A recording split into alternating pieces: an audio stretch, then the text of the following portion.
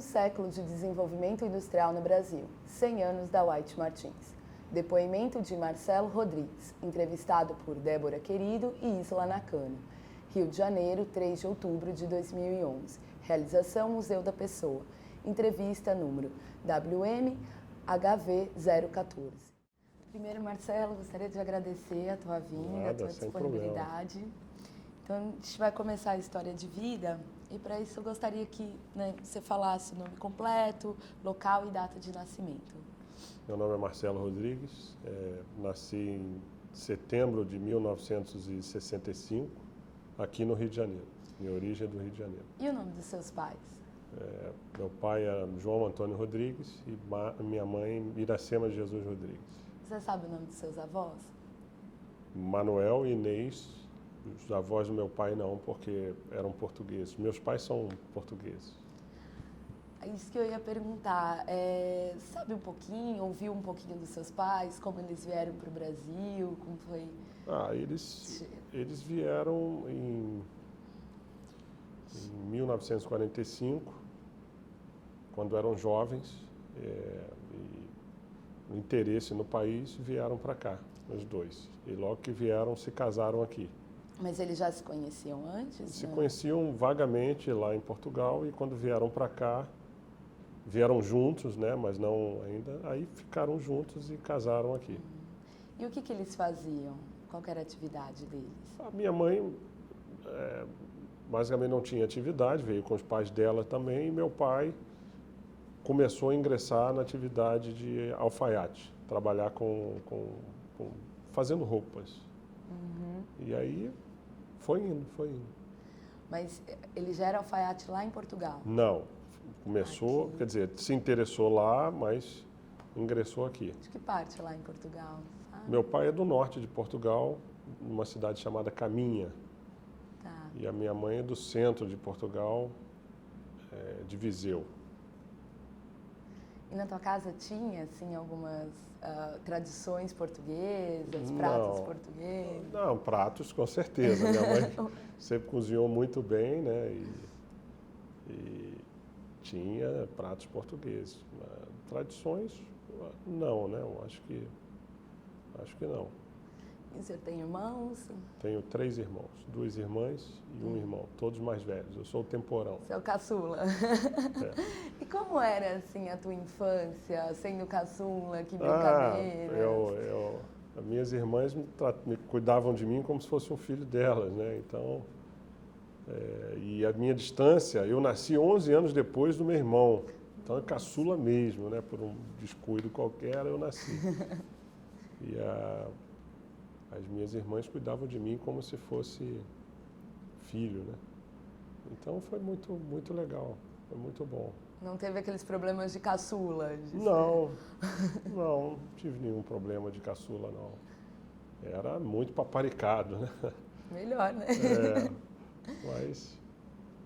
E onde vocês moravam aqui no Rio de Janeiro? A gente morava...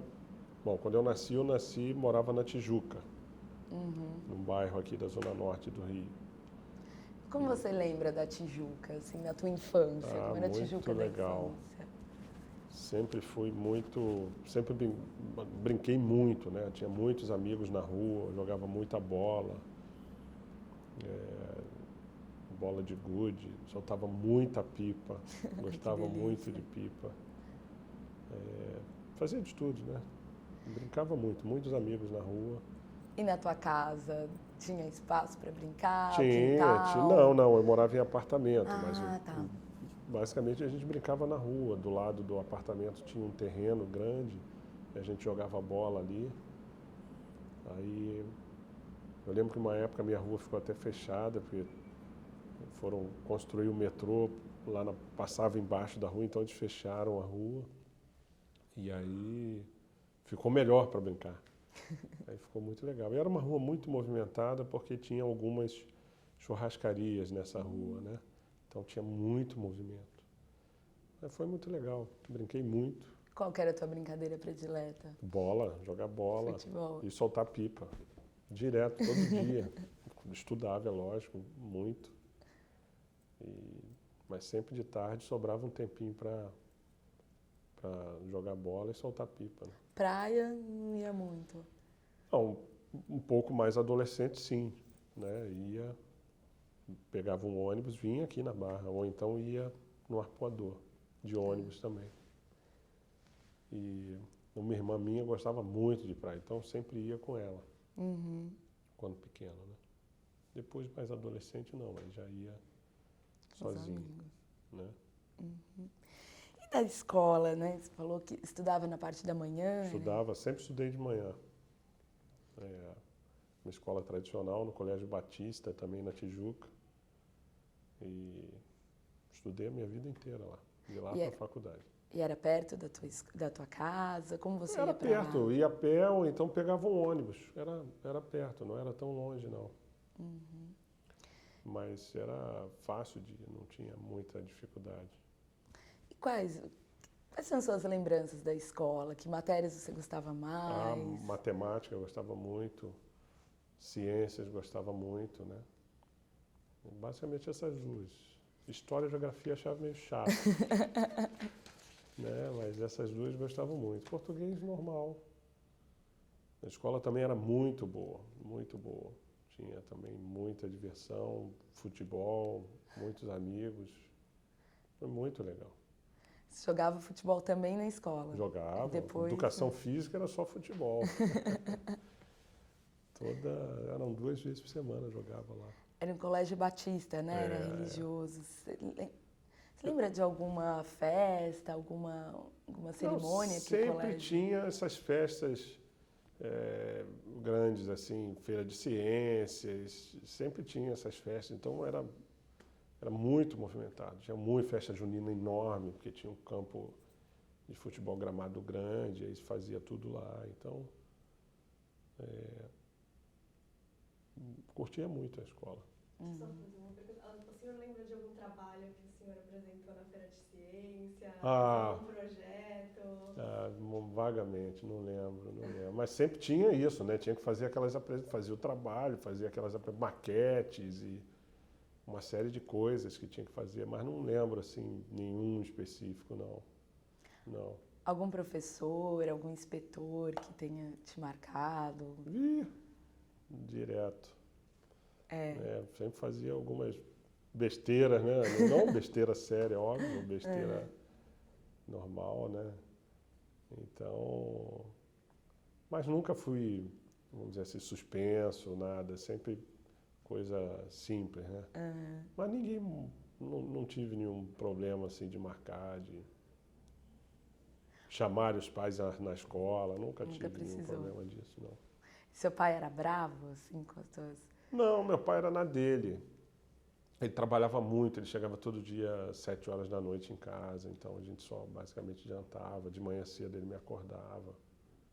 Mas não era tão bravo, não. Ele queria que eu fizesse o meu papel direitinho, né? Não cobrava muito, não. Minha mãe e minhas irmãs ficavam muito em cima, né?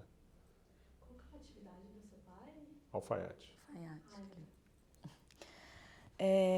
Você acha que essas feiras, né, ou, como você tinha falado, a matemática, influenciou na sua escolha profissional?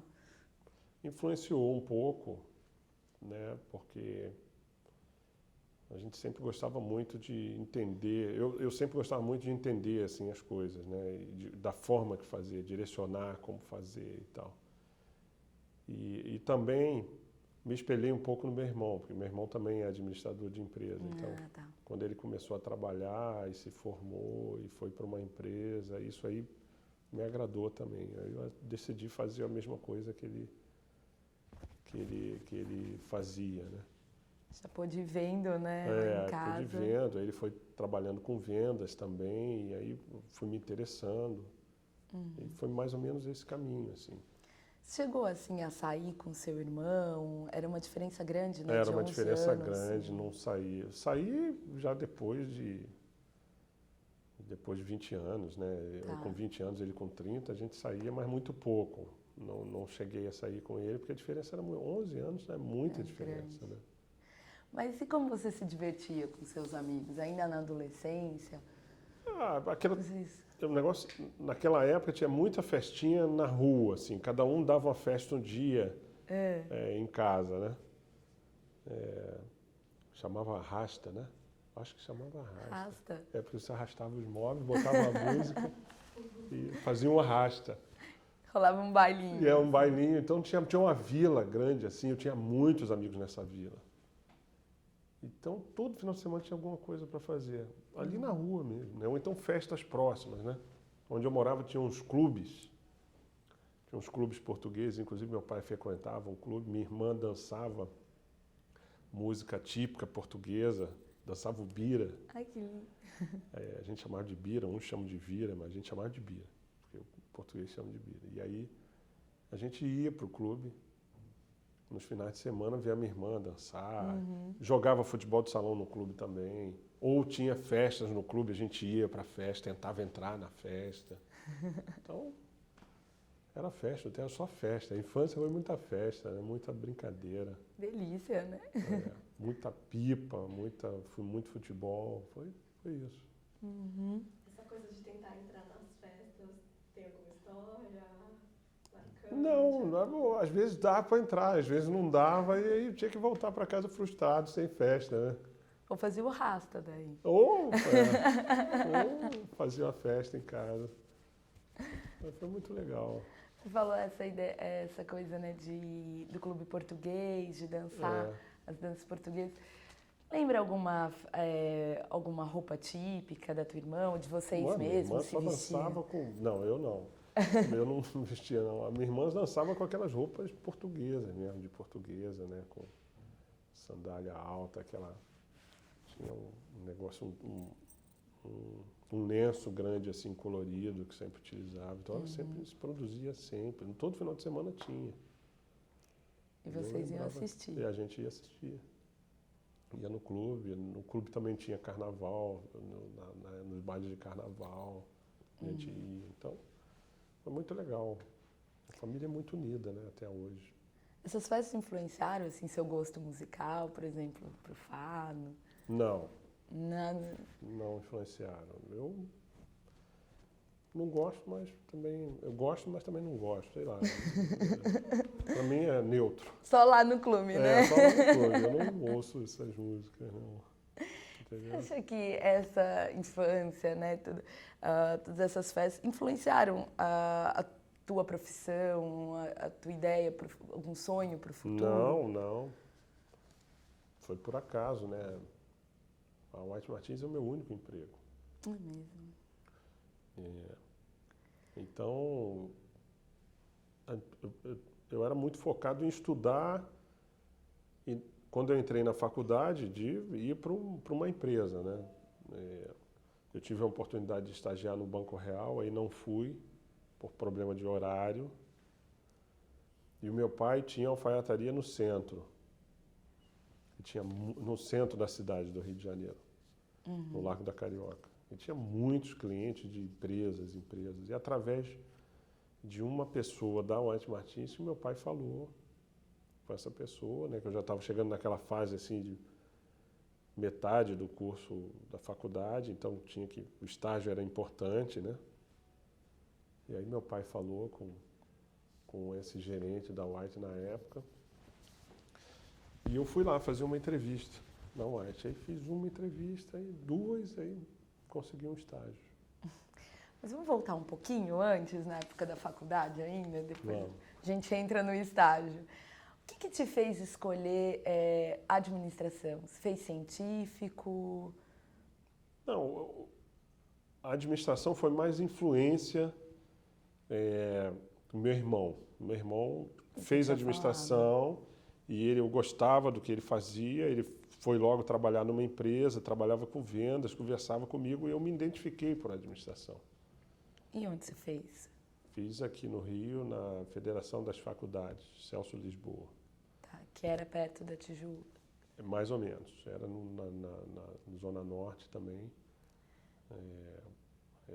mas não perto da Tijuca. E aí como que foi sair lá da Tijuca, né? Sair daquele ambiente conhecido da escola para uma faculdade? Como você lembra da tua fase universitária? Eu acho que é legal, né? Porque é uma conquista, né? Você faz uma prova de faculdade, passa, e aí você vai gostando do que quer fazer, né?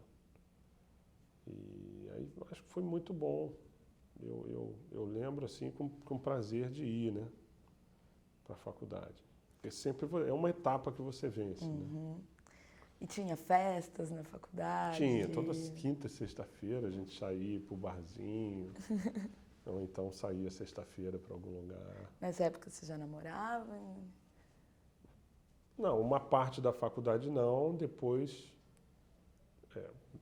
namorava firme, assim, né? Ficava com uma menina ou outra, mas depois de uma outra parte da faculdade, aí eu comecei a namorar sério, e até com a minha esposa, que eu estou casado com ela até hoje. Né? Vocês casaram depois da faculdade? Eu casei depois da faculdade, exatamente. Me formei, aí, antes de me formar, fui efetivado na White como empregado. Terminei a faculdade, um ano depois, 1 ano e meio, eu casei. Então, você se formou, já estava na White, né? Já estava na White como empregado. E aí como foi essa transição, né, da faculdade para o trabalho, no estágio? Não, então, eu estudava, na faculdade era de noite, né? E eu trabalhava na White, como estagiário primeiro, né? Que era no centro. No centro da cidade. E então, estudava, fazia o estágio e estudava. Depois eu fui efetivado, aí fiquei como empregado mesmo. Então tinha um determinado horário que eu tinha que sair, até 6 horas tinha que sair para ir para a faculdade, senão perdia a aula, né? Mas deu para conciliar bem, e aí foi normal. E quando você fazia estágio na White, você tinha alguma expectativa assim, de seu futuro nela? Você imaginava que seria a sua... Né? A White era uma empresa que sempre teve um nome muito forte, né? Então, quando entrei na White, na White e tal. Então, eu procurei me dedicar ao máximo para ser efetivado, porque lá tinha um grupo de estagiários, né? Eu entrei na época que tinha um programa chamado Prata da Casa, que você... Não era? Era um programa de estágio da White, então contratou vários estagiários, nós éramos uma turma de uns 15 estagiários, cada um num setor. E tinha um pessoal de recursos humanos que faziam umas dinâmicas com a gente ia de ônibus visitar umas unidades da White, fazia alguns encontros dos estagiários. Então, movimentou isso, a minha época de estagiário foi uma época muito boa. Então, isso foi criando uma motivação também, um desafio na gente, né? Então, o meu objetivo foi me dedicar muito para ter uma oportunidade de ser funcionário, entendeu? E aí, graças a Deus, rapidamente, assim, em 1 ano eu consegui ser efetivado. Surgiu uma oportunidade no próprio departamento que eu trabalhava, e aí virei logo assistente, de estagiário para assistente. E aí, quais eram as suas funções, atribuições como assistente? Inicialmente, como estagiário, uma função um pouco burocrática, de controle, documentação e etc., né?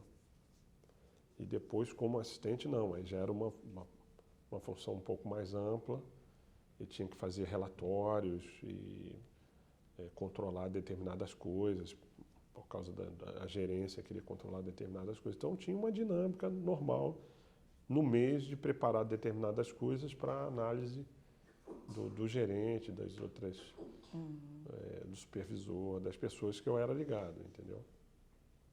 E foi muito legal. E também tinha muita interação com as pessoas das unidades no Brasil todo, porque a White é uma empresa que está no Brasil todo. Então, conversava muito, se as pessoas precisavam de alguma coisa, me ligavam, eu corria atrás, arrumava, e isso aí foi muito legal, né? Assim, ajudar e resolver o problema das pessoas que estão lá na unidade, na frente do cliente, né?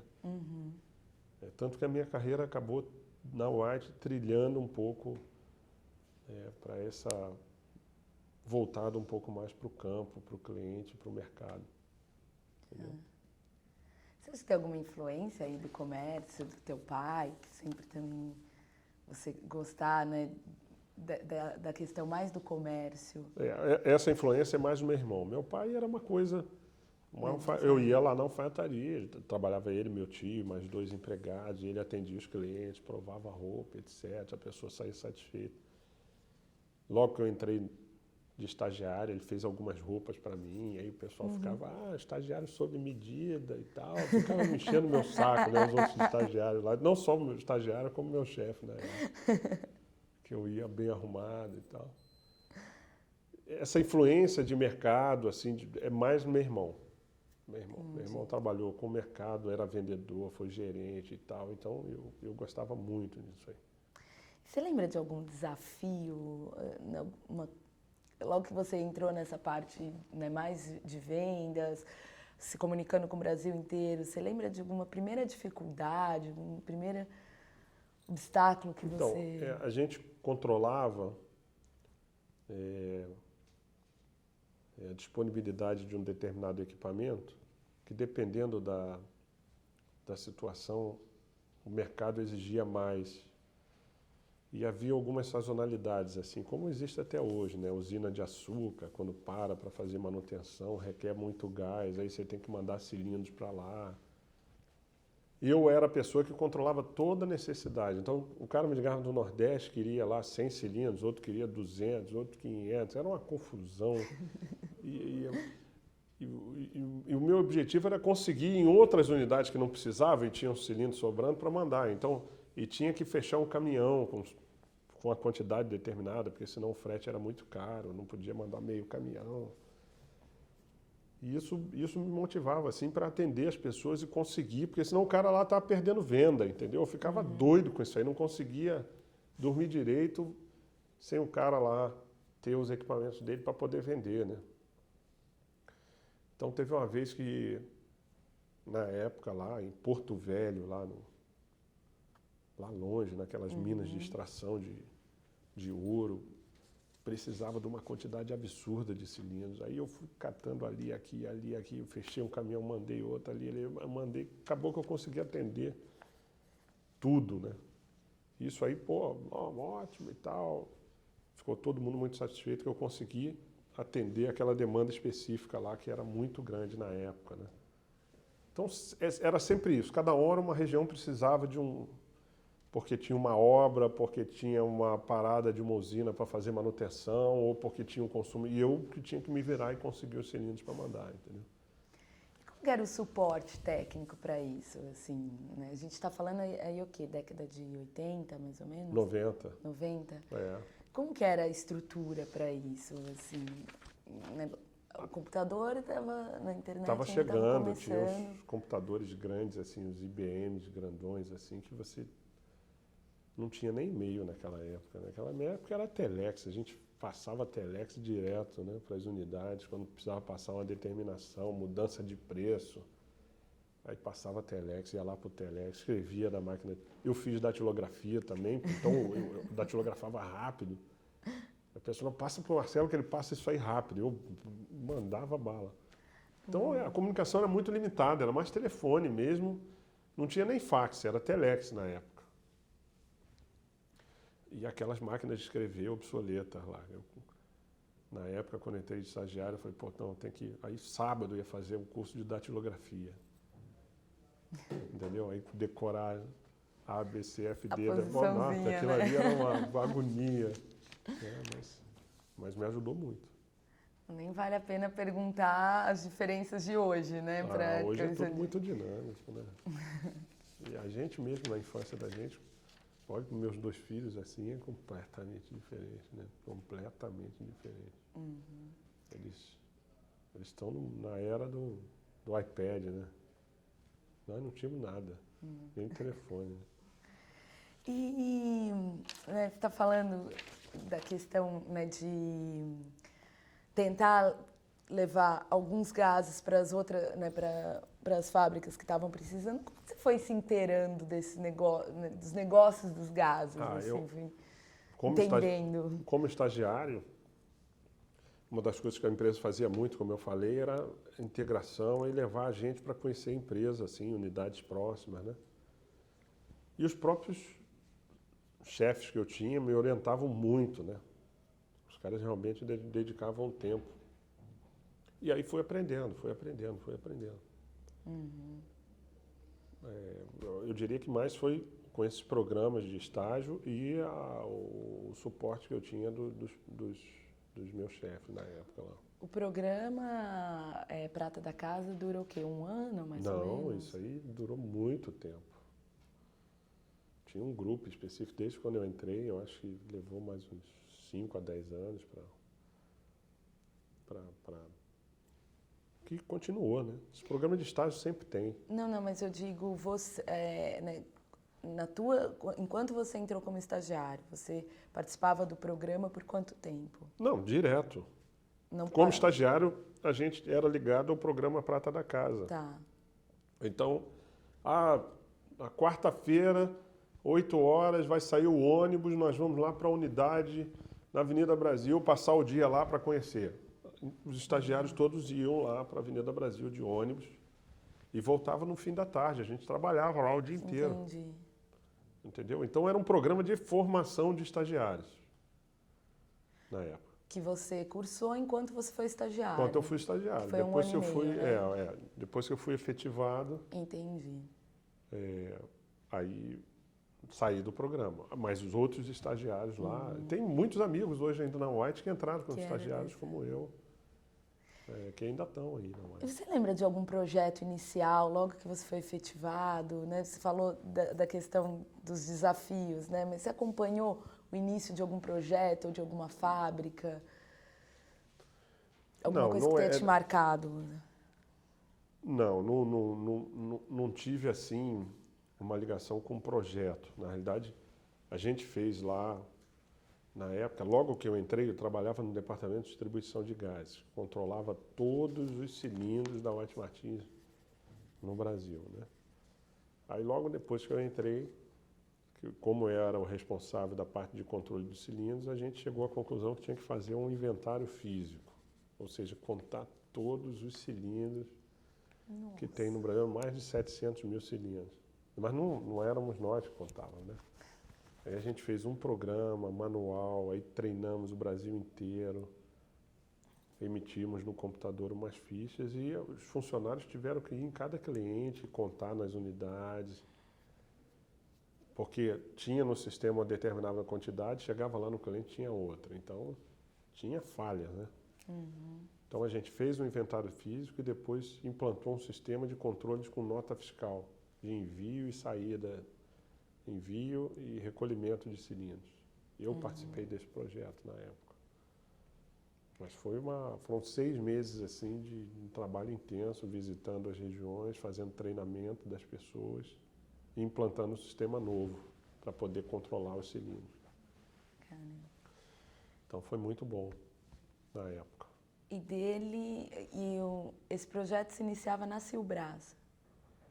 Não, esse projeto, na realidade, a Silbras só fabricava o cilindro. Dali não tinha nenhum controle? Dali não tinha nenhum controle. Mandava para a gente mandava o cilindro lá para a unidade dava a entrada e ia entregando aos clientes, e controlando e registrando no sistema. Só que chegou um momento que a gente viu que tinha muita coisa errada. Aí tivemos que fazer um inventário físico, contar tudo. Você contava, chegava lá, está correto? Correto. Aí colocava no sistema que estava correto. Está errado, aí tinha que fazer o ajuste. Então nunca teve nenhuma parceria assim, direta entre a área de negócios e a Silbras, nesse sentido de...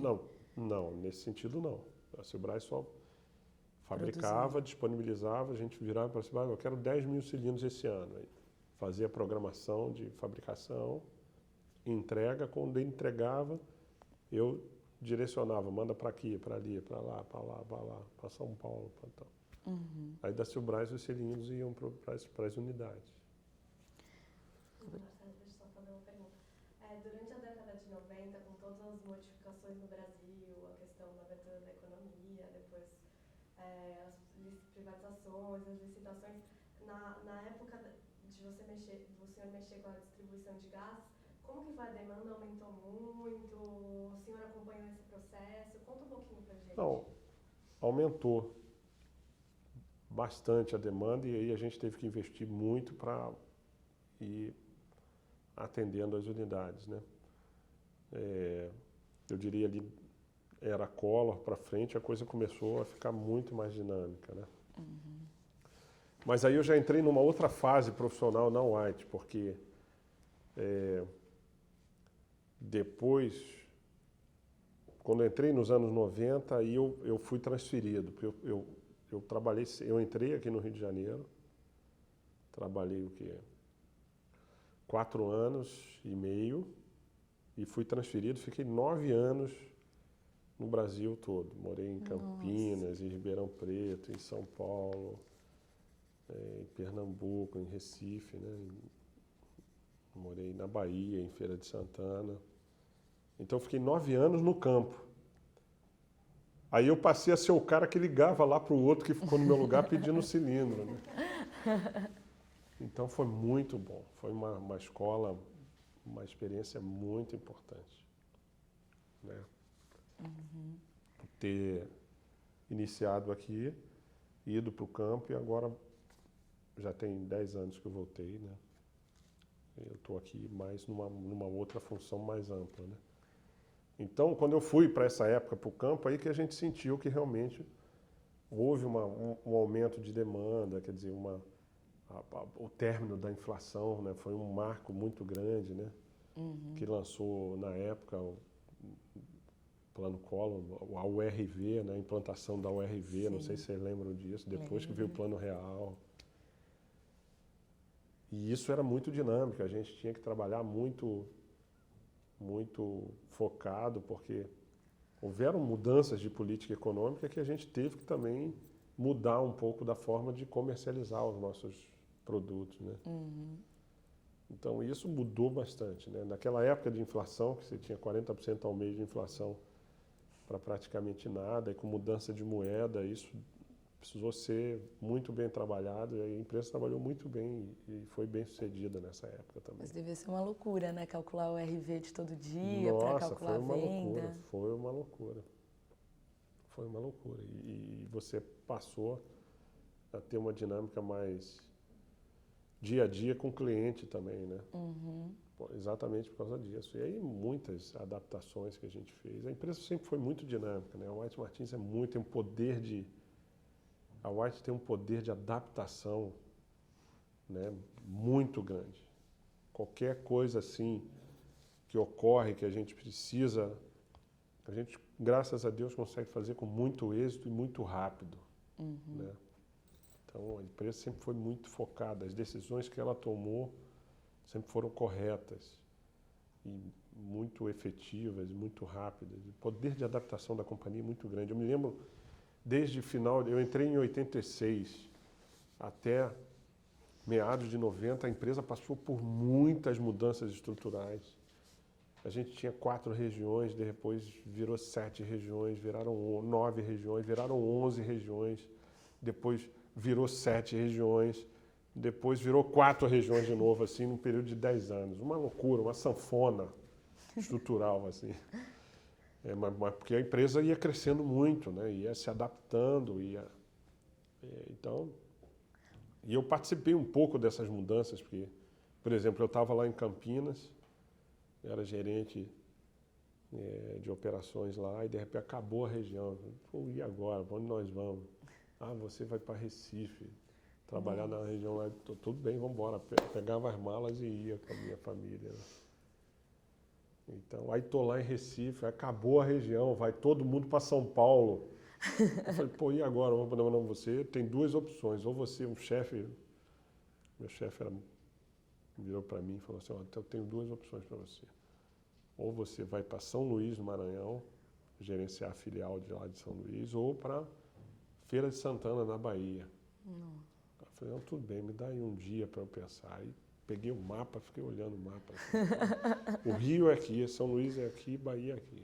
Aí fui para casa, cheguei lá, virei para minha esposa, nós temos 2 alternativas, o que você acha? Olha aqui o mapa.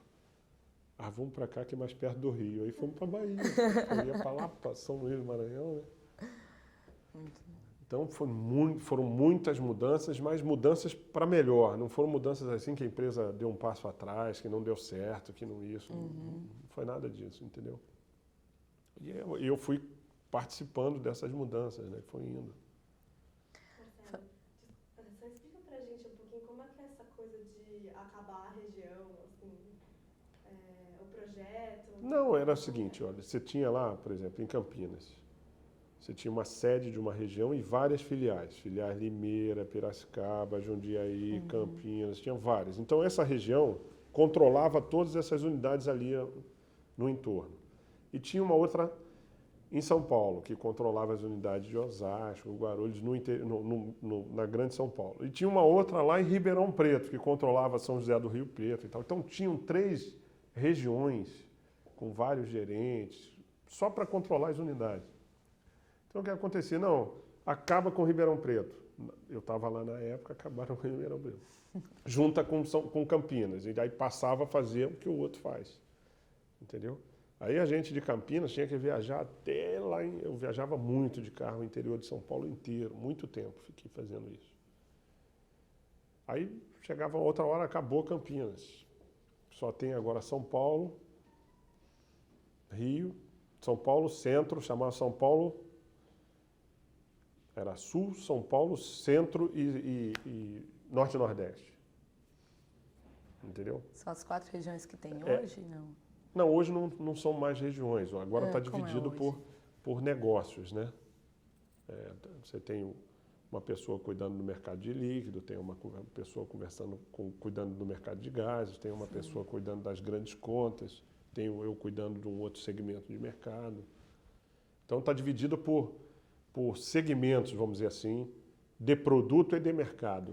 Mas dentro desses segmentos, daí não tem uma subdivisão? Não tem subdivisões, são as unidades diretas e a gente tem funcionários de cada um nessas unidades. Entendi. Então, hoje está tudo centralizado, não tem mais região. Mas a gente chegou a ter 11 regiões. Que era... Entendeu? Os mais antigos aí, que vocês ainda vão conversar, vão contar a mesma história. Se vocês instigarem, eles vão contar. Principalmente os 2 de São Paulo, que vocês vão encontrar. Ainda falando de mudanças, transição, talvez você já não estivesse mais no Rio, mas você lembra o que você escutava sobre a saída da sede da Rua Marinque Veiga? Você lembra de alguma coisa relacionada a isso? Lembro, porque eu já estava aqui. Ah, já tinha. De volta. Foi em 2006 agora. Né? Então, a gente trabalhava lá. Eu já tinha voltado, eu estava lá já. Eu entrei lá, aí fui trabalhar em Benfica, depois voltei para lá e de lá fui para o campo. E em 2004 voltei para cá. Voltou. Então, tipo assim, 94 fui para e 2004 voltei. Em 94 eu fui quase 10 anos, em 2004 eu voltei. E a gente trabalhava num prédio enorme, né, vertical, 28 andares, era muito complicado. Assim, não é complicado, muita gente, centralizado, ainda tinha... Em 2006 já não tinha mais as regiões, mas era controlando as unidades. Quer dizer, a produtividade desse prédio era baixa, um prédio antigo. E aí surgiu essa ideia, né, de separar a parte estratégica da empresa da parte operacional da empresa, né? Que é uma ideia que eu reputo bem sucedida, que a gente fez recentemente e está dando certo. E aí o prédio era muito custoso também para manutenção, etc. E nós tomamos uma decisão de pegar o prédio e separar o que é operacional e o que é estratégico. O que é estratégico, o que é a presidência, as diretorias, e veio para a Barra. E o que é operacional concentrou ali num shopping Nova América aqui. E também uma grande parte de atividades foi descentralizada para as filiais, para as unidades, né? E esse é o modelo que está hoje. Eu acho que é um modelo bem sucedido, que a gente conseguiu otimizar bastante, né, e trabalhar numa velocidade muito grande também com as unidades, né?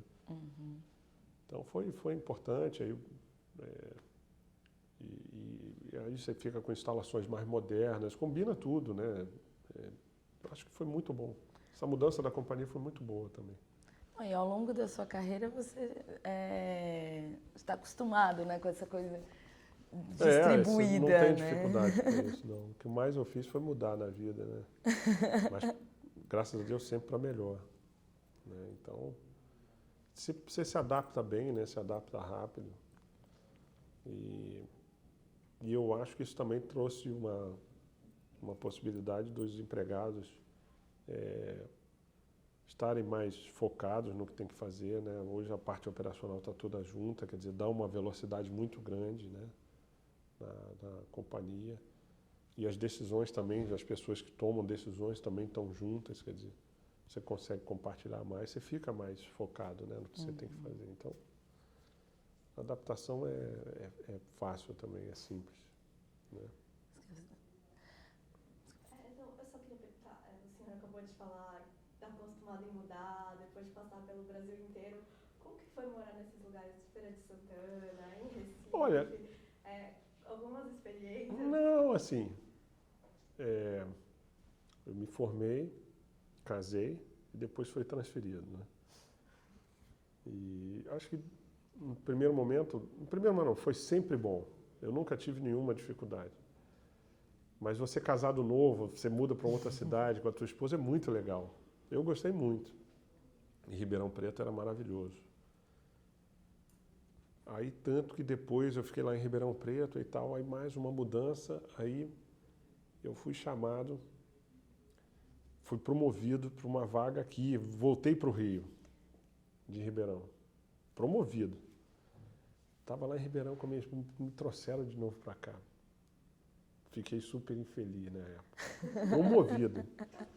Eu falei, não, eu quero voltar para o campo, eu não quero trabalhar aqui, isso aqui é uma jaula, eu preciso aí. Tudo bem, eu fiz meu trabalho aqui, aí surgiu uma oportunidade em Campinas, mesmo nível, eu peguei e fui para o campo de novo. E aí foi legal, né? Aí, casado de novo, ficamos, aí estava morando aonde? Em Campinas, aí minha esposa ficou grávida. Aí, grávida, assim, neném para nascer, aí uma mudança. Ai.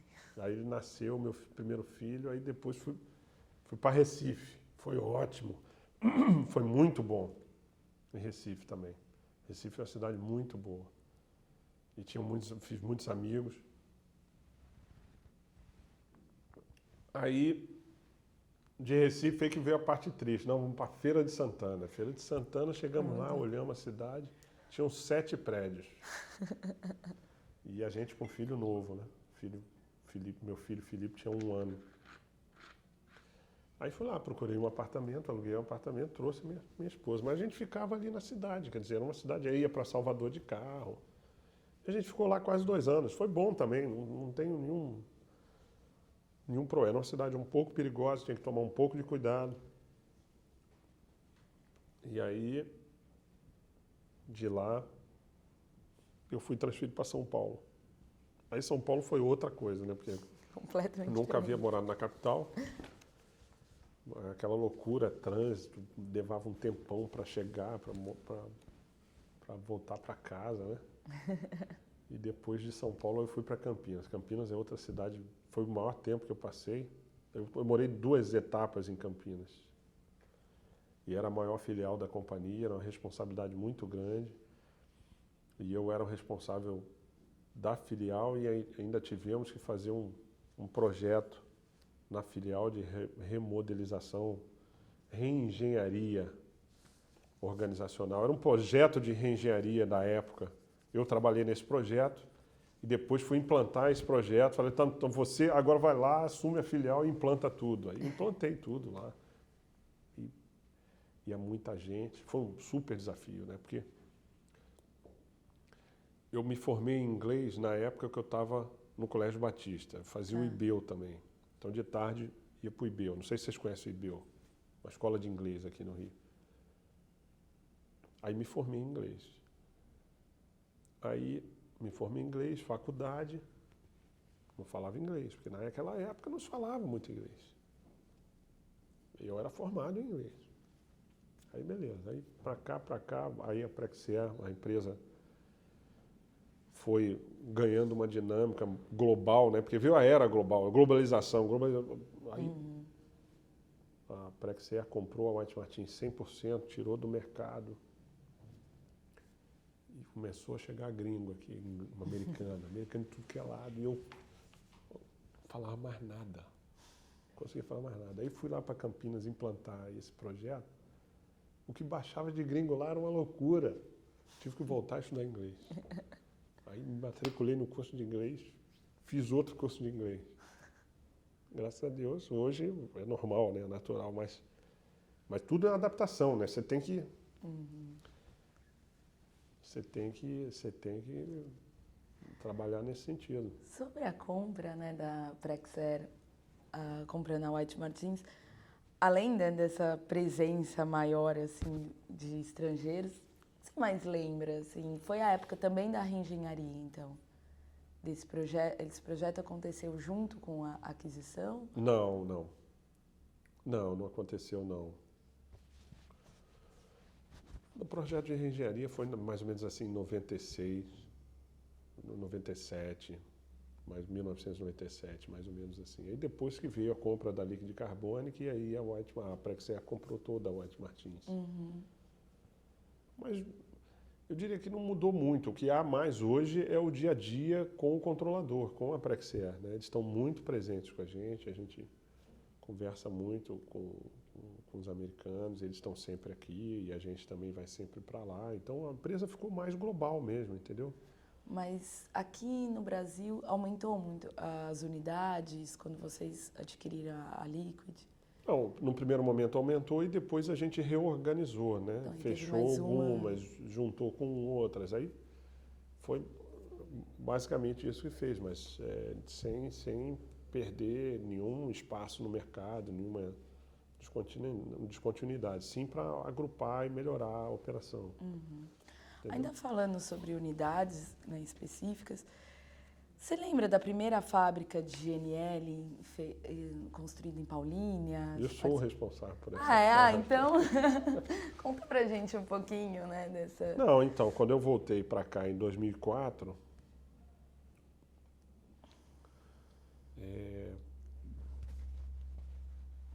a gente tinha esse projeto já andando. Estou tentando lembrar as datas aqui. Tudo bem. E não era eu o responsável. Aí depois de uma etapa aqui, foi até coincidente com a vinda do nosso presidente para cá, do Domingos, que ele estava na Ásia e veio para cá. Ele assumiu, ele pegou e me responsabilizou sobre esse projeto. Mas o contrato ainda não estava assinado, mas o projeto estava todo feito. Aí eu peguei esse contrato, peguei esse negócio, a gente, junto com o Domingos, finalizou, assinou o contrato com a Petrobras em 2004. E aí em 2006 a gente iniciou a operação do GNL.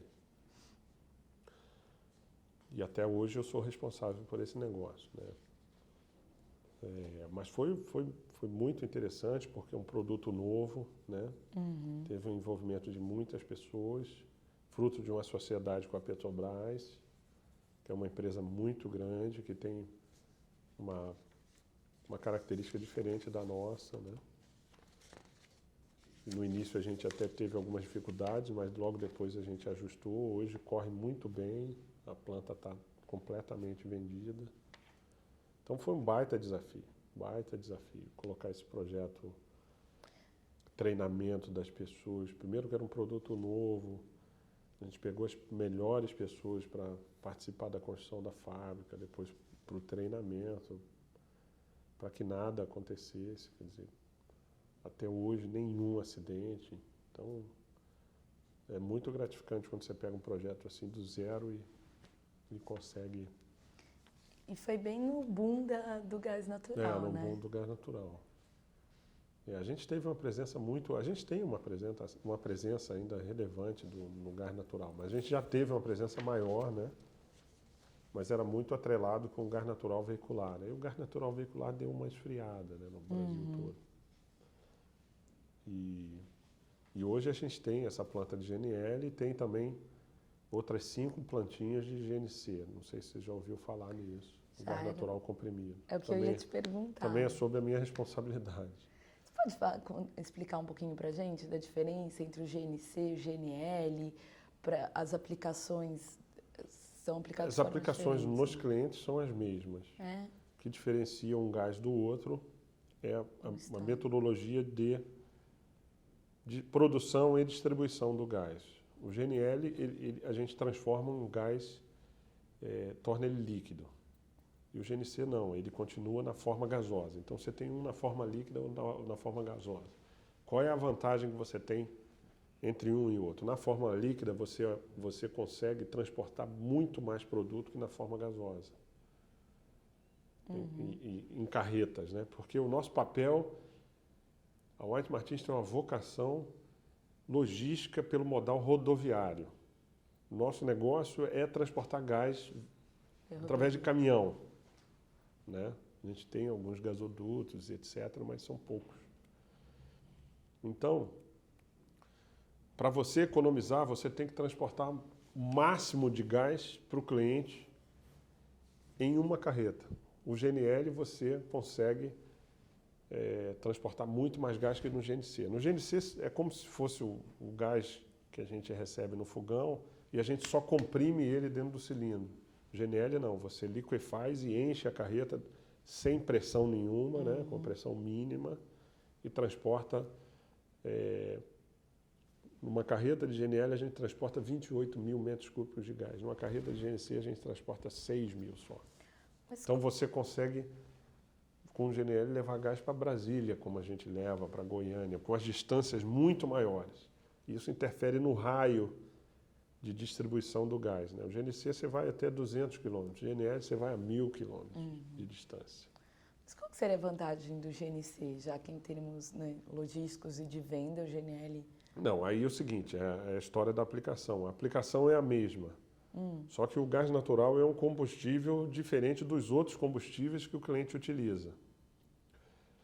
Ele é um gás, vamos dizer assim, mais eficiente em comparação com os outros combustíveis, que é o GLP, o óleo combustível. Além de ser mais eficiente, ele é mais, vamos dizer assim, ecologicamente correto. Ele não, os rejeitos são menores do que o GLP. E em termos de competitividade, ele é muito mais competitivo, não muito mais, mas é competitivo em relação a esses outros dois produtos. Então, por isso que a gente tem um êxito. Então, a gente chega lá numa indústria e ele está consumindo GLP. E aí o cliente tem algum tipo de dificuldade de limpeza de bico, gera uma borra. A gente vai com o GNC com uma condição comercial um pouquinho melhor e uma eficiência maior de queima, né, de combustão, e consegue convencer o cliente a passar a usar o GNC. Sempre onde não tem o gasoduto, né? No caso desses dois gases, a gente vai atender clientes onde ainda não chegou o gasoduto, porque senão o gasoduto é mais eficiente, é mais econômico para o cliente. Aí não é o nosso cliente. Né? Só uma pergunta, o que é o GLP? Gás liquefeito de petróleo. Tá, que é diferente do gás natural. Tá. Entendeu? E o GLP, ele também tem outras aplicações? A aplicação são as mesmas. Né? Mas é com o GLP que vocês fazem mais acordo com a Petrobras, no caso, ou não? Não, a gente tem da Petrobras o gás natural. E a Petrobras vende GLP para as distribuidoras de GLP. Nós não comercializamos GLP. Então, a gente é competidor das distribuidoras de GLP. Entende? E como fica essa relação com a Petro? De parceira, também concorrente? Não, a Petrobras ela vende GLP a granel nas refinarias dela para distribuidoras. E ela tem uma empresa, ela comprou a Jeep Liquigás, que vende GLP. Mas isso é a BR distribuidora, não é a Petrobras em si. Então a Petrobras vende para as distribuidoras o GLP, que bota lá em botijões de gás, para as residências. A gente não faz isso, né? Esse não é o nosso cliente. Nosso cliente é a indústria, a gente atende a indústria. Então a gente não compete com a Petrobras, a gente compete com as distribuidoras, entendeu? Entendi. Então não tem conflito nenhum nesse ponto, né? É mais o dia a dia de mercado, é provar quem é melhor, seja no atendimento ao cliente, seja no preço, seja na logística, etc. Em termos ainda de parceria, vocês também têm parceria com a Gás Local, né? Não, a Gás Local é a empresa de GNL que a gente é sócio da Petrobras. Ai, são várias. É.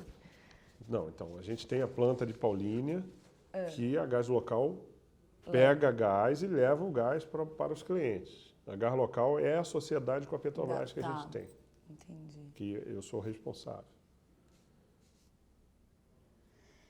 E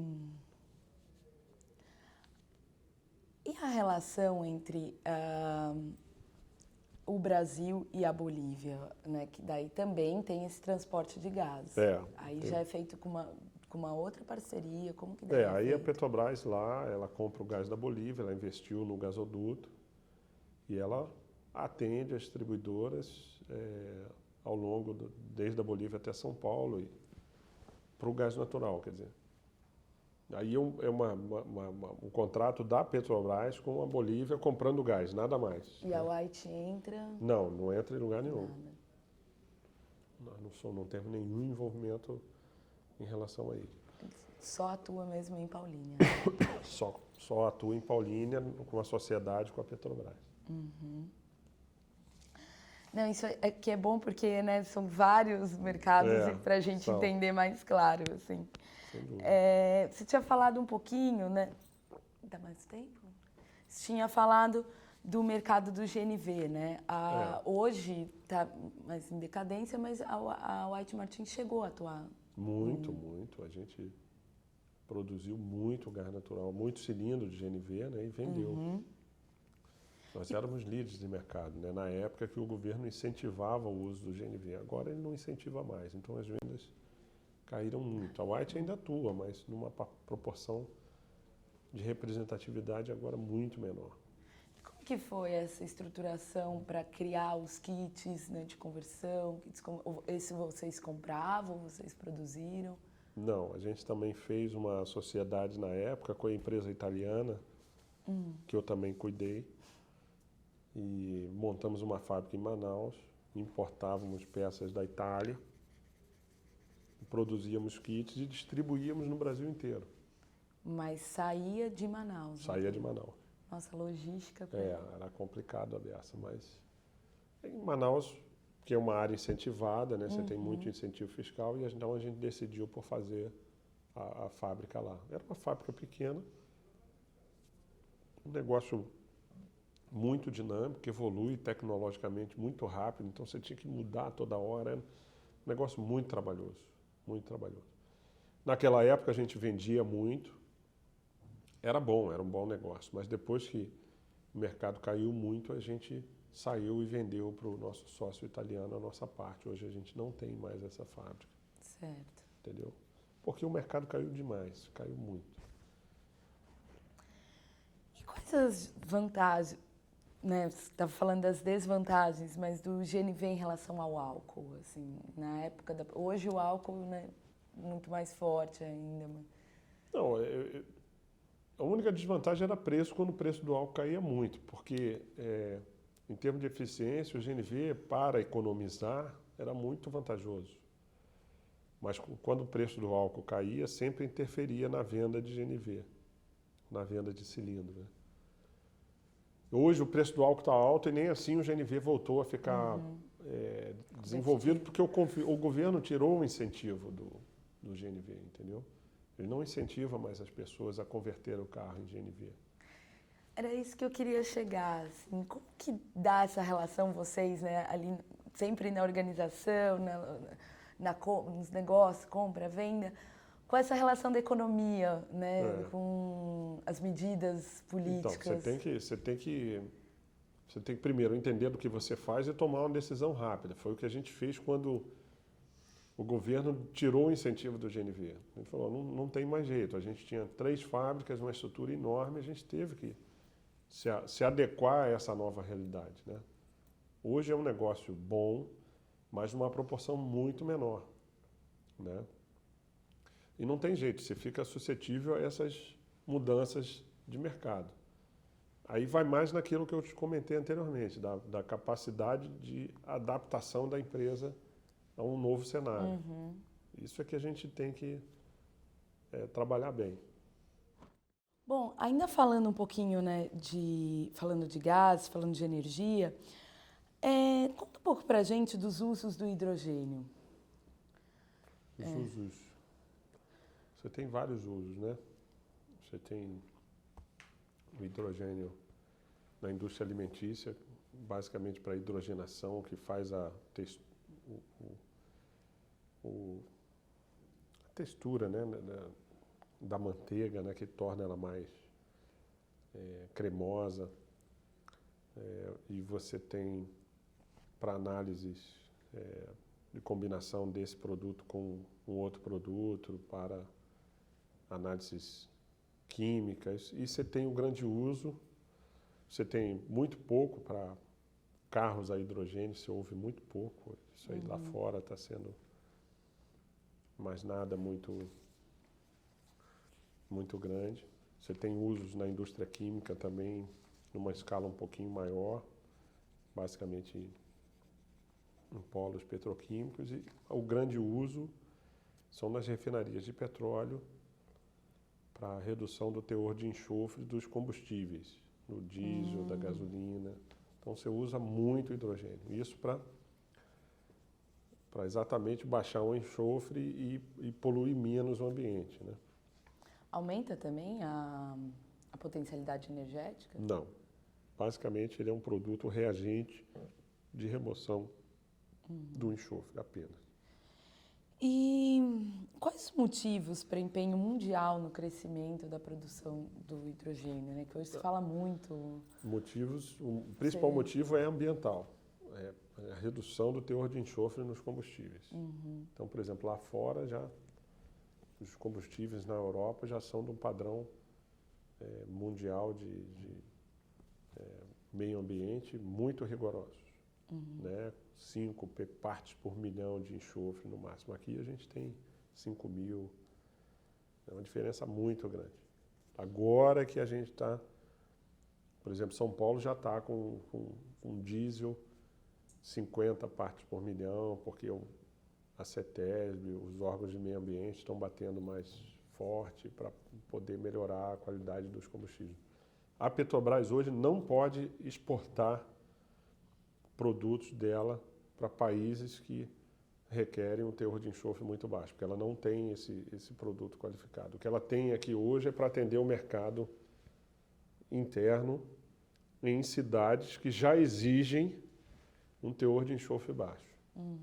Porque tem outras cidades que não exigem, então o combustível é impuro, com muito teor de enxofre ainda. E daí, isso que eu ia perguntar, né? No Brasil, como está essa questão de sustentabilidade, que é ligado à política? Eu queria que você comentasse um pouquinho o quadro para a gente. Eu acho que vem, nessa parte de sustentabilidade e meio ambiente, eu acho que vem havendo uma evolução no Brasil. Mas é muito incipiente ainda, né? Uma coisa é uma evolução aqui no Rio de Janeiro, nos grandes centros, nas grandes cidades. Em São Paulo é muito mais evoluída até. A CETESB é muito mais atuante, ela controla mais, etc. Agora você olha no Brasil inteiro, ainda tem muito a se fazer. Semana passada mesmo eu viajei no interior de Pernambuco, eu fui até Caruaru, né, que a gente implantou lá uma unidade de GNC. Um dos clientes potenciais são aqueles clientes que têm forno, mas ao invés de usar o GLP ou óleo, usam lenha. Os caras desmatam. Em Minas Gerais ocorre muito isso, no interior de Pernambuco ocorre muito isso. Quer dizer, tudo bem, tem a lenha certificada pelo IBAMA, mas tem muita lenha que não é certificada, que é fruto de desmatamento mesmo. Então tem muita indústria usando lenha, e por incrível que pareça, no Brasil ainda. Então tem muito a evoluir, tem muito a evoluir. Eu acho que é uma evolução, está melhorando, né? As exigências tendem a aumentar muito, mas ainda é muito incipiente. Essa é a minha visão. Né? A gente pratica no dia a dia da White, sustentabilidade é um dos pilares nossos. A gente pratica, quer dizer, tenta fazer a nossa parte, mas diversas indústrias ainda usam muita lenha, muita... E aí é o problema da fiscalização, aí tem uma série de coisas que precisam melhorar muito ainda, né?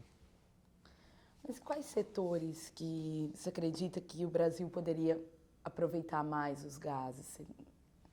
Gases, o hidrogênio? Não.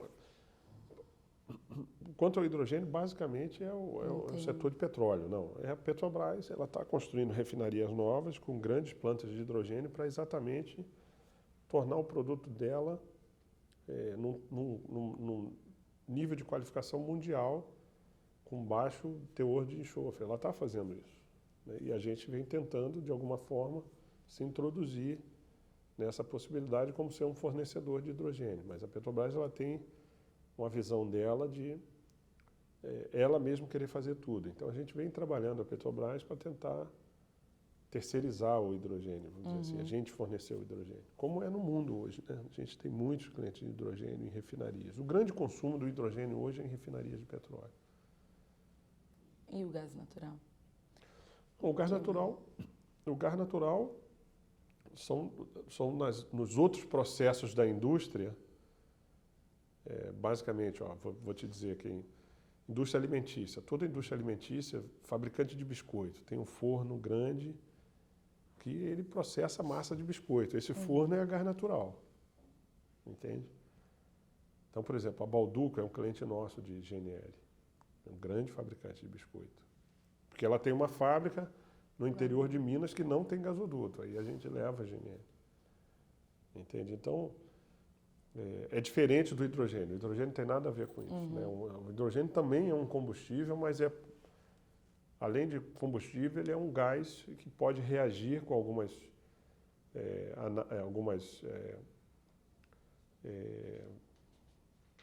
composições químicas que faz com que ele, como reagente, deixe o produto mais limpo, que é o caso do petróleo. Agora, o gás natural, ele é no fogão, no aquecedor de gás, é num forno de biscoito, é num forno para fazer piso cerâmico. Ele se adapta muito bem a qualquer tipo de... Ele é um combustível muito eficiente. Toda a indústria queima alguma coisa, ou para gerar vapor, ou para um forno, ou para fazer roda. Entende? Certo. Ainda falando sobre esses uso dos gases, né, eu queria sair um pouquinho da parte energética e entrar na parte industrial, né, principalmente a questão de segurança. A gente sabe do processo de inertização, né, usado com, acho que é o zinco, né? Não. Nitrogênio, desculpa. Nitrogênio. Isso, nitrogênio. Quais outros gases que podem cumprir essa função de segurança? Não, basicamente é o nitrogênio, né? Porque ele é um gás inerte e tem uma área que eu cuido que é essa área, por exemplo, que é voltada... Você tem lá um gasoduto de petróleo, a Petrobras tem um gasoduto de petróleo, tem que fazer uma manutenção nesse gasoduto e precisa limpar ele. Aí você usa o nitrogênio para limpar o gasoduto, deixar ele inerte para você poder fazer uma intervenção de manutenção no gasoduto. Então, o nitrogênio é um gás inerte que ele deixa a possibilidade de você executar alguns serviços no equipamento sem o risco de explosão, sem uma série de exigências, né? Mas seria basicamente o nitrogênio. Nitrogênio, basicamente. E teria algum outro processo, além da inertização, não? Não, tem vários outros processos, né? Um pouquinho para a gente, alguns que você acha mais importantes. O básico do nitrogênio é a inertização. Certo. Ele tem uma outra possibilidade também de resfriamento, né? Porque quando você liquefaz, você coloca ele numa temperatura muito baixa, dependendo da situação. A gente até investiu muito numa determinada época, congelamento de alimentos com nitrogênio, mas também tem um problema de competitividade de custo comparado com os congelamentos convencionais. Então, ele é um gás que a gente comercializa ele basicamente para inertização, para sistemas de controle, sistemas de segurança, né? Os grandes volumes de nitrogênio nossos são para inertização voltada à parte de segurança do sistema. Mas ele é um gás de custo caro, então. Para o congelamento de alimentos, que você tem congelamentos convencionais, ele é um pouco mais caro. Né? A gente tem alguns clientes, mas não é o nosso foco hoje. Entendeu? O foco está mais na parte energética mesmo. No meu caso, é inertização de gasodutos. No caso dos outros diretores, que também usam nitrogênio, é mais inertização de sistemas, né, de equipamentos, que você tem que manter o controle da atmosfera adequado para não ter um problema de explosão. Entendeu? E o nitrogênio se extrai da liquefação mesmo. E aí como que é esse transporte? Não? Ele está todo on-site, né? Planta on-site? Não, você tem ele planta on-site ou você torna ele líquido e transporta que nem o GNL de carreta. Normal. Que nem o oxigênio líquido de um hospital. Você não vê uns hospitais que tem uns tanques? Você leva de carreta, enche lá o tanque, ele está líquido e aí você usa. Da mesma forma. Tá, o transporte não muda, então, não muda, muito da aplicação. Muda. Tanto nitrogênio, argônio, oxigênio, CO2, o GNL. O liquefeito é gasoso. Depende do volume que o cliente consome, entendeu? E da distância, basicamente é isso. De uma forma geral, né, todos esses usos que a gente está falando dos gases, comenta um pouco com a gente dessa relação, embora a gente já tenha falado, da economia, mas da demanda por gases de forma geral no mercado brasileiro. Olha, os grandes, onde tem indústria, tem gases, né? Seja uma indústria metalúrgica, seja uma siderúrgica, seja uma petroquímica, seja um hospital, né? Nem indústria, né? Seja um pequeno cliente, quer dizer, todo o processo, ele sempre tem alguma coisa de gases lá. Os grandes consumos de gases vêm de grandes projetos, principalmente siderúrgicos, aqui na América do Sul. Toda siderúrgica grande tem uma planta de gases. Eu não sou responsável por essa área, mas todo o nosso desenvolvimento está atrelado, grande parte, não todo, grande parte do nosso desenvolvimento está atrelado ao mercado siderúrgico. Onde tem uma fábrica nova, uma siderúrgica nova, a gente está lá, porque uma siderúrgica demanda muito oxigênio, né, para os fornos. E tem que ter uma fábrica. Toda siderúrgica, CSN, Usiminas, a gente está bem presente e a gente tem plantas grandes lá dentro. Esse é um caso das plantas on-site. Exatamente. E aí você vai falar com outro Marcelo. Não, vamos ficar nessa. A gente comentou muito aqui, né, das parcerias. Que outras parcerias você considera interessantes para a White Martins hoje, no campo de gás natural, de hidrogênio? Então, o que a gente vem fazendo, no GNL a gente tem lá a empresa com a Petrobras. No GNC a gente vem abrindo unidades novas ou fazendo algumas aquisições de empresas pequenas. Isso é muito importante, porque você consegue dar agilidade de entrada no mercado, né? Então a gente já comprou 3 empresas pequenas, que a gente compra e consolida e atua no mercado. Então, além dessas aquisições, eu acho que parceria com fabricantes de equipamentos, que a gente não faz tudo, né? A gente precisa, às vezes, de alguns equipamentos, então a gente faz parcerias com fabricantes de equipamentos para melhorar ainda os sistemas nossos, né? Então, eu acho que isso é que é a dinâmica, quer dizer, você tem a tecnologia de produção do gás ou de compressão do gás e entra no mercado através de aquisições e faz parcerias com empresas que conseguem te desenvolver equipamentos mais eficientes, entendeu? Eu acho que é isso aí, o mercado tem que desenvolver dessa forma, né? E está presente, né? A White, outra grande virtude é a presença no mercado, né?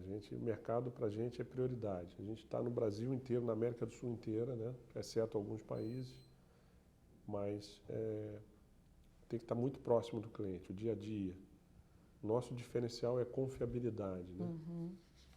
Ou seja, garantir a entrega e que não vai faltar gás na casa do cliente, né? Na grande siderúrgica, no hospital.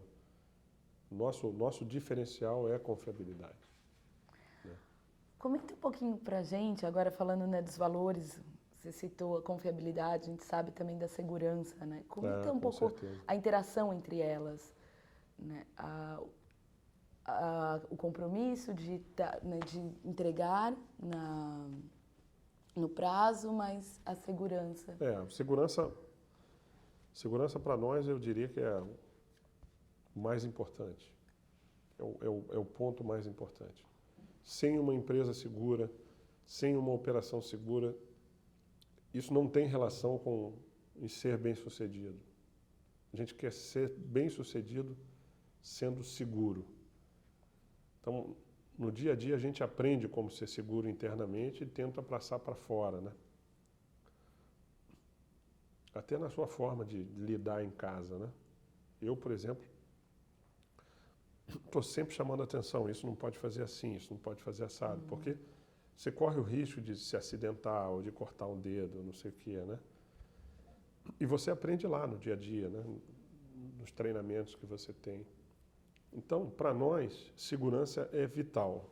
É questão de empregabilidade até. Se você não pratica segurança ou não é seguro, você não pode trabalhar na White. Isso tem uma relação com a confiabilidade, porque a gente quer ser seguro no fornecimento de gás, nas nossas operações, isso automaticamente tem uma relação com a confiabilidade, porque você não tomba uma carreta, não vira uma carreta. Então, os investimentos que a gente faz em segurança hoje são muito grandes, internamente, para sustentar toda a operação. E a gente controla isso mensalmente com indicadores muito rigorosos. E também é exigido muito fortemente do controlador, da Praxair. Então, para nós, segurança é condição de empregabilidade, é ter uma relação direta em ser bem-sucedido, entendeu? E, obviamente, que tem uma consequência em atender bem o cliente, em entregar o produto com confiabilidade, na hora certa, não deixar o cliente sem gás. E os investimentos em segurança, eles são muito grandes.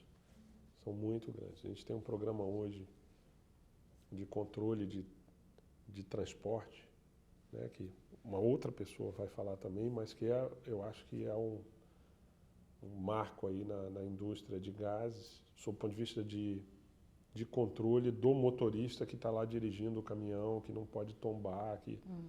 Isso é nosso dia a dia, entendeu? Quer dizer, isso é fundamental. Queria que você falasse um pouquinho das suas atividades hoje, né? Você falou toda a tua trajetória, depois voltou para o Rio, né, em 2004. E como foi? Agora só um pouquinho antes da gente entrar nessa parte. Fala. Pode perguntar primeiro. Não. Não, pode perguntar. Conta um pouco para a gente dessas atribuições, né, a partir de 2004.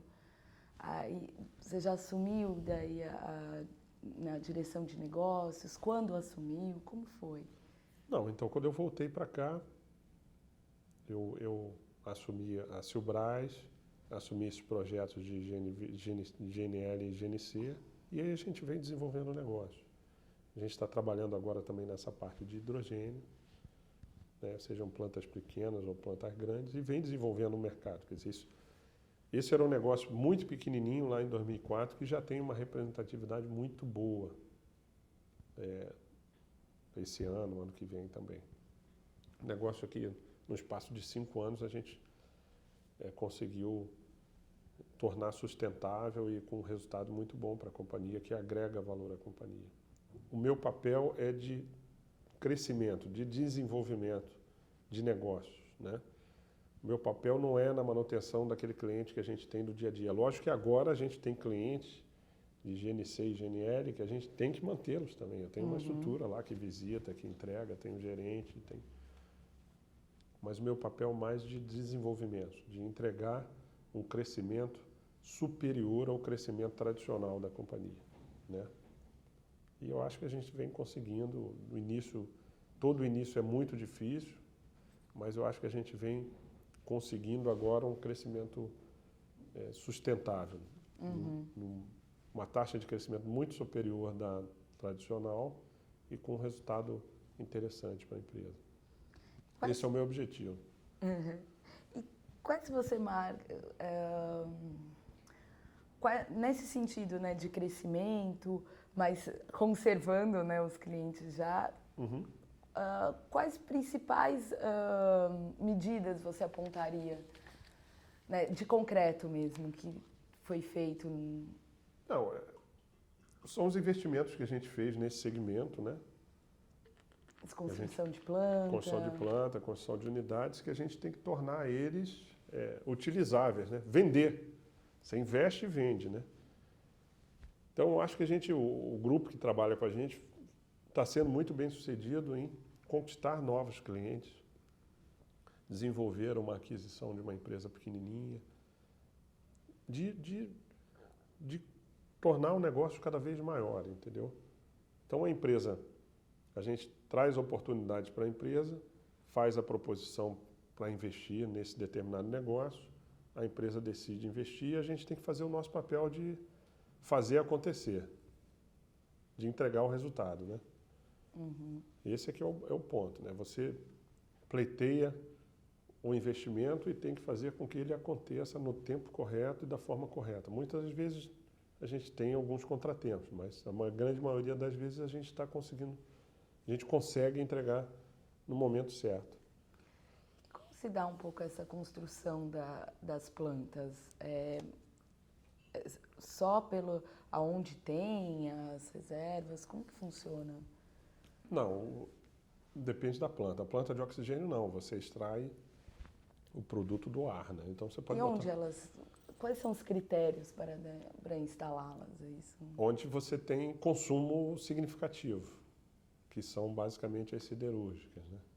Mas ainda há espaço? O mercado está crescendo muito, o país está crescendo muito, a América do Sul está crescendo muito, então tem muitos projetos em andamento, né? E aí, a partir de uma planta, você atende não só aquele cliente que você botou a planta, como outros clientes que estão no entorno, né? Atende de forma mais eficiente, porque as plantas também, tecnologicamente, elas vão evoluindo, né? E a gente está constantemente também trabalhando a questão de produtividade, né? Para ter sempre custos melhores. Isso é outro fundamento importante também, porque senão os equipamentos vão ficando obsoletos, você vai ficando com um custo maior e aí vai perdendo a competitividade de atender o cliente. Então a empresa também tem um foco muito grande em produtividade. Que aí entra diretamente então com inovação. Exatamente. Exatamente. Bom, a gente também já conversou, já vimos em outras entrevistas, né, a ideia de inovação, de ser uma coisa não só tecnológica, né, mas também... Comenta um pouco para a gente como a inovação, não no sentido tecnológico, mas como inovar nos gases naturais, no hidrogênio, na parte energética. Você tem um foco tecnológico e um foco de inovação amplo, né? Que você tem que buscar o que tem de melhor em todas as atividades que você faz para você se demonstrar para o seu cliente inovador, entendeu? Então, eu, por exemplo, tenho um grupo pequeno que fica sempre, que tem o papel de trazer o que tem de melhor, de mais novo, para a gente disponibilizar para o nosso cliente, né? Uma coisa é você inovar com uma determinada tecnologia, outra coisa é você inovar através de um equipamento, através da forma de atender o seu cliente, numa empresa, vamos dizer assim, voltada para buscar coisas diferentes, formas diferentes de trabalhar. E a gente tem um foco específico nisso também. Ou seja, sempre procurando melhorar, porque você não consegue fazer aquele feijão com arroz sempre, vai chegar uma hora que que você tem essa necessidade natural de buscar alguma coisa diferente, entendeu? Então hoje tem uma área específica que visa inovação, a gente já até fez um treinamento de inovação, já surgiram diversas ideias, né? E que esse grupo está trabalhando. Você pode contar alguma ideia que já esteja na prática? Não sou eu que vou te contar, não, é o outro. Mas podemos perguntar, então. Pode, acho que pode. Eu acho que, né, a gente pode sair... Você tem mais alguma pergunta, Isla? Já falei. Então, vamos sair um pouquinho dessa parte, né, de gases. Um pouquinho como é o seu dia a dia fora da empresa, o que você faz de lazer. A gente falou um pouquinho da família, que foi indo de várias cidades. Agora já estou aqui um tempo, né, no Rio de novo. Então, eu tenho 2 filhos homens, né, que gostam muito de jogar bola, jogar videogame, jogar botão. Eu joguei muito botão, sabe botão? Então, chega sexta-feira, é uma alegria, né? A gente vai para casa, fica com eles, vai fazer alguma coisa, sai para jantar. No sábado, final de semana, ou vem à praia, ou vai para o clube, E é isso, sai com os amigos de noite, é isso que a gente faz, né? A gente procura estar junto da família e educando os filhos e no dia a dia convivendo com eles, né? O Rio aqui é muito agradável, você tem muita coisa para fazer. Aqui a Barra, a gente nem precisa sair muito da Barra, não, tem muita coisa aqui, né? Então pratica um esporte, tá com a família, curte o final de semana. Dia de semana é complicado, né? Você vai trabalhar cedo e volta até um pouco mais tarde, aí só de noite a gente encontra. Mas a vida é assim. A vida basicamente é isso. De todo esse tempo, foram 24 anos, né, de White. Eu faço 25 anos ano Agora, que vem. Quais os maiores aprendizados que você tirou durante a sua carreira na White Martins? Eu diria o seguinte, olha, você tem que ter persistência em querer o que você acha certo, o que deve ser feito, né? E você tem que ter foco naquilo que você quer fazer bem. Então eu sempre procurei, primeiro, me motivar, me manter motivado para executar da melhor forma possível tudo que me foi colocado para ser feito, entende? Então, o compromisso que você tem que ter com a companhia, ele é fundamental para você crescer na companhia. Se você não tiver um compromisso, seja qual for, com a companhia que você trabalha, você não vai galgar e não vai chegar em situações que você acha que são as melhores para você. Então, eu sempre procurei, incansavelmente, executar bem o que eu tinha, o que era me dado para ser feito. Quando fui estagiário, quando fui assistente, quando fui supervisor, quando fui gerente e agora como diretor, entendeu? E sempre mantendo a motivação alta, o que não é fácil, né? Porque cada hora você lida com uma situação diferente. Mas esse dinamismo da White é muito dinâmica. E essa capacidade de adaptação dela vai te contagiando e você vai sempre se mantendo motivado e querendo fazer melhor, entendeu? Isso que é interessante. Então, esse aprendizado todo que eu tive, principalmente quando eu fui para o campo, quando eu fui ver a realidade lá, ver o caminhão entregando, ver o cliente comprando, ver o cliente reclamando. Chegou a hora que o cliente reclama, tem hora que reclama mesmo, né? Que você erra, todo mundo erra. Então, com compromisso, com humildade também, né? Humildade é fundamental. Você não consegue nada se você não for humilde.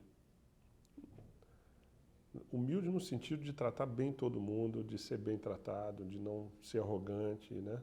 Tem horas que você tem que falar um pouco mais forte uma situação ou outra, mas é natural, não habitual. Então, para mim é um compromisso, né? Para mim é um compromisso se automotivar e estar sempre fazendo melhor. Senão, você fica estagnado e não consegue avançar. Esse é o meu principal aprendizado. Quer dizer, ter o compromisso e ter o foco no que tem que ser feito. Eu falo muito isso para os meus filhos. Ó. Você tem que manter o... vai fazer, vai viajar, não sei o que. Já está planejando uma viagem no futuro, assim, para fazer alguma coisa. Mantenha o foco no que você está fazendo agora, cara. Porque senão você não vai chegar lá. Você vai perder o foco aqui na escola, vai pior, não vai bem nas matérias, etc. E vai prejudicar o seu planejamento futuro, entendeu? Então, dedicação e compromisso e humildade, para mim, é fundamental. Aprendi isso muito na White, muito. Primeiro com dedicar. Sempre cheguei cedo e sempre saí na hora que for necessário sair. Compromisso total com a empresa. Podia pedir, quem pedir, seja o que pedir, a gente tem que executar e executar bem. E essa capacidade de adaptação te automotiva, entendeu? Você tem uma dificuldade aqui, você acha uma solução, você tem outra, você vai indo, vai indo, vai indo. Então é muito legal. A White é uma empresa muito legal. E dentro dessas dificuldades, você lembra de alguma assim, que mais te marcou, que esses valores foram mais... Não, não lembro. Não lembro porque as dificuldades que eu digo, dificuldades do dia a dia, do negócio, que sempre acontece. É um concorrente que vai lá, faz um preço menor, você tem que combater, ou o concorrente está planejando entrar numa área que você está entrando. Então, essas dificuldades de dia a dia, você sempre vai ter. Isso aí você tem que saber lidar. Então, eu nunca guardei dificuldade. Você sempre tem um aprendizado em relação a ela. Agora, guardar ela como uma dificuldade, assim, eu, sinceramente, a gente tem que superar as dificuldades. Sim. É isso que eu acho, entendeu? E você estava falando muito desse perfil da White Martins, né? Qual que você acha que é o maior legado da White no processo de desenvolvimento industrial do Brasil? Assim? Olha, a White, primeiro é o seguinte, ela investe no país há muito tempo, ela confia no país, ela acredita no Brasil, né? Nas empresas que estão aqui. E o legado dela é o seguinte, eu nunca vi a White entrar num negócio ou desenvolver uma oportunidade para não ganhar o negócio. Então é o seguinte, tem uma oportunidade, a gente tem a obrigação, não a obrigação, o compromisso de ganhar essa oportunidade. E a gente vai até o fim. Até o fim. Então, se você for observar, a nossa taxa de sucesso, de conquista de novos negócios, de cliente novo, é muito alta. Porque a gente tem obsessão por ganhar um negócio, obsessão por desenvolver o Brasil, obsessão por desenvolver a nossa empresa, a White, entendeu? Então, o legado dela é acreditar no Brasil e ser obstinada por conquistar todas as oportunidades que tiverem no Brasil para a gente crescer, para a empresa crescer. Então, são ciclos e ciclos, né? Polos petroquímicos, indústrias siderúrgicas, e aí a gente vai crescendo. A gente vai crescendo, a gente vai conquistando as oportunidades e vai expandindo a empresa. A empresa é cada vez maior. Quando você olha para o passado e vê ela agora, a empresa é grande, uma empresa, uma atividade industrial grande. Né? Então, é típico de empresa que acredita, né? Que foi fundada aqui, foi comprada, hoje é uma multinacional, mas ela permanece o foco dela no Brasil, né? E na América do Sul também, em outros países importantes a gente vem investindo muito, né? Então, é acreditar no que faz e ter o compromisso e a obstinação de ganhar os negócios, né? E nesse sentido, qual que é o significado dela estar completando 100 anos no Brasil? Eu acho que é exatamente confiar no país, né? Confiar no país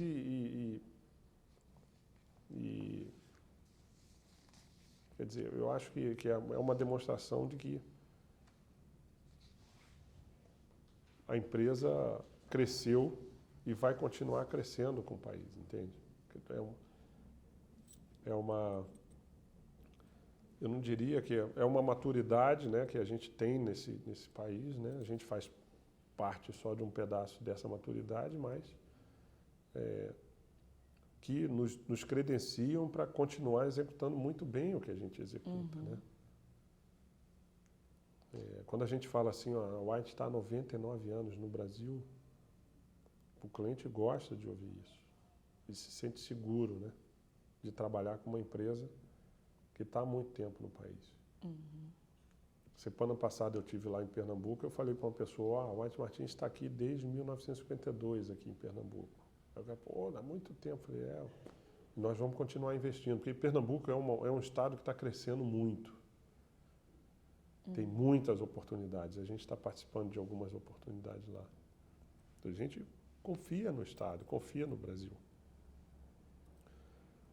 Então é isso, é continuar trabalhando nesse ritmo, né? É não deixar esse rótulo de 100 anos parecer que é uma empresa arcaica que não evolui, né? A gente quer continuar muito eficiente, mais eficiente ainda, e atendendo da melhor forma possível o nosso mercado, os nossos clientes, né? Falando nisso, de futuro, como você vê o futuro tanto da White quanto o seu? Olha, o futuro da White eu acho brilhante, né? Por tudo que ela vem fazendo, por tudo que ela conquistou e que vai consolidar cada vez mais ela, né? Então, a White é uma empresa que a continuar nesse ritmo, que vai continuar, ela vai crescer muito ainda, vai se tornar uma grande empresa.